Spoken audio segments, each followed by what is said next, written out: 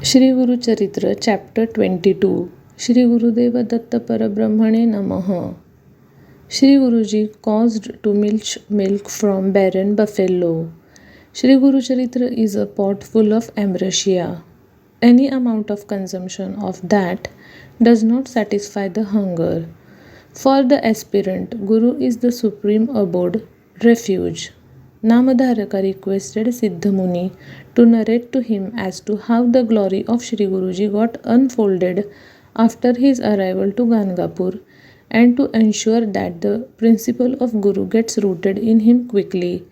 Siddhamuni was very happy to note the virtuous qualities like obedience, curiosity, devotion, faith, and the like which were being present in his disciple.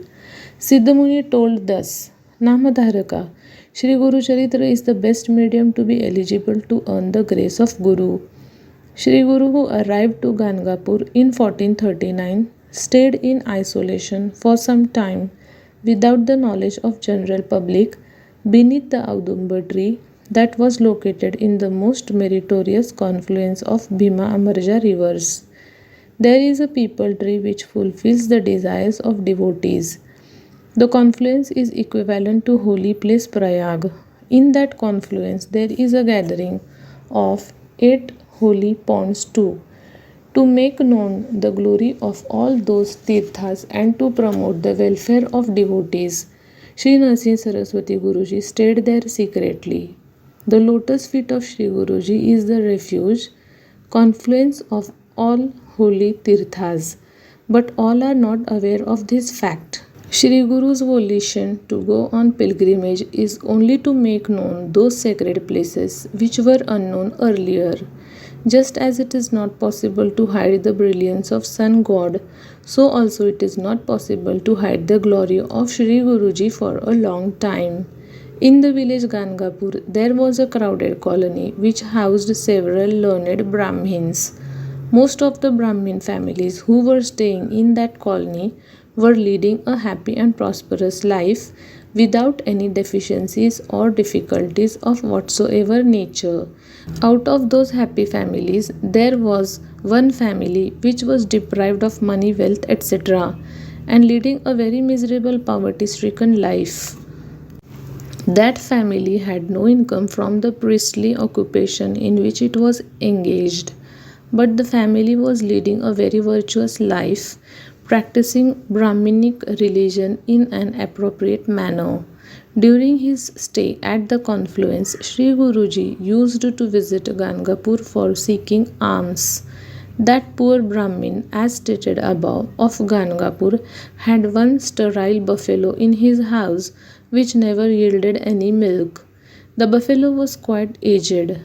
The residents of that village used to hire that buffalo for the purpose of shifting manure, soil to their fields. Whatever little rental income he earned through letting out that buffalo was the only support for his family's survival. With a view to promoting his welfare and elevate that noble Brahmin, Sri Narsingh Saraswati Guruji used to visit his home for seeking alms every day. The rest of the Brahmins from that colony were surprised at the strange behavior of Sri Guruji. They were not knowing the reason as to why Sri Guruji was visiting that poor helpless Brahmin's house for seeking alms instead of visiting their homes where they could have served him very delicious food. They were talking among themselves that probably Sri Guruji might not be savoring their food preparations. But Sri Guruji is not hungry of any tasty food, nor he is after that. He is hungry of devotional sentiments. He, being a kind companion of devotees, does not discriminate among the devotees on the basis of income, relation, status, sex, age, knowledge, and the like. He is concerned only with the eternal urge of the devotees, which is the highest end of mankind. He does not pay any attention to the status of a man. He is kindly disposed towards the noble and passionate ones. He is very compassionate towards righteous people. Even though the said Brahmin was poverty ridden, he had acquired great merit through noble living. Once in the midday time, Shri Guruji arrived at the noble Brahmin's house. That day, no one had hired their sterile buffalo. Therefore, it was resting in their house unengaged. Besides, on that day, the poor Brahmin could not procure anything by way of alms. At the time when Shri Guruji had arrived to that Brahmin's house, he had already left his place for alms seeking in the village. His chaste wife was staying alone in the house. When she noticed that Sri Guruji was coming to their house for seeking alms, she came out of the house and prostrated before him. She addressed devotionally and humbly to Sri Guruji thus: O Master, the head of my family has gone to nearby place of this village to seek alms. Now it is the time for his arrival. He is bound to carry with him the best grains while returning. Till then, be kind enough to take rest. She prayed to him thus. She also told him that immediately after husband's return she would serve him food. To that Sri Guruji said thus: O mother, get the milk by milching the buffalo and offer the same to me in the form of alms. I shall accept it as food. Do not bluff me by speaking lies that there is nothing to offer with you. It is not necessary that you should offer alms in the form of rice only. Anything offered will serve my purpose. Then she saluted Sri Guruji and pleaded thus: Hey, the all-knower great soul! The buffalo which we possess is an aged one. As it is sterile, it is worthless. Since there is no other way left to us, we are letting it on hiring basis and leading a life with whatever income we can earn from it.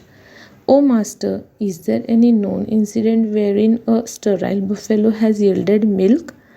As the buffalo by birth is sterile and is with us, we the sentimental ones do not wish to sell it. Since it is useless for milching and allied products, we are letting out for rental. As soon as my husband returns, we shall arrange for serving food to you. Kindly bear with me till then. Then Sri Guruji told her thus: O mother, you are speaking lies to me, as you think it is not a sterile buffalo. It yields plenty of milk. Just now you go to that buffalo and squeeze the milk from it and offer the same to me as alms. You need not wait for any other alms. She trusted the words of Sri Guruji and left the place for milching that buffalo. She milked 2 vessels full of milk from that sterile buffalo. She was surprised by that miraculous incident. She boiled the milk and offered the same to Sri Guruji by way of alms. Sri Guruji gladly accepted it and got satisfied. Afterwards, Sri Guruji said, Hey virtuous woman, Sri Lakshmi, the goddess of wealth, will settle in your home. You will live happily and comfortably along with sons, grandsons, money and wealth for a long time. Thus blessing her, he returned to Sangam. The Brahmin's wife narrated everything in detail to her husband when he returned. Speaking to his wife, that Brahmin said, Hey dear ones, the ascetic who had come today for seeking alms is not an ordinary ascetic. He himself is the form of Lord Ishwar. He is the visible God. There is no parallel to him. Due to the blessings of Sri Guruji, our misfortune has distanced from us today. Nothing is possible for a man who trusts Sri Guruji's words verbatim. The believer gains. The couple is in exalted mood proceeded towards Sangam with puja materials and had his vision there. They worshipped Sri Guruji in an ordinary manner and saluted him. By being qualified for Guru's grace, later they possessed a noble son and a noble daughter. Their party got washed away. They lived happily and peacefully. Their money and wealth got stabilized.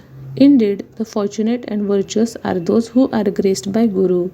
Thus Siddha narrated Shri Gurucharitra to Namadharaka. Here ends the 22nd chapter in the most auspicious Shri Gurucharitra. Shri Gurudeva Datta, Shri Guru Dattatreya Arpanamastu.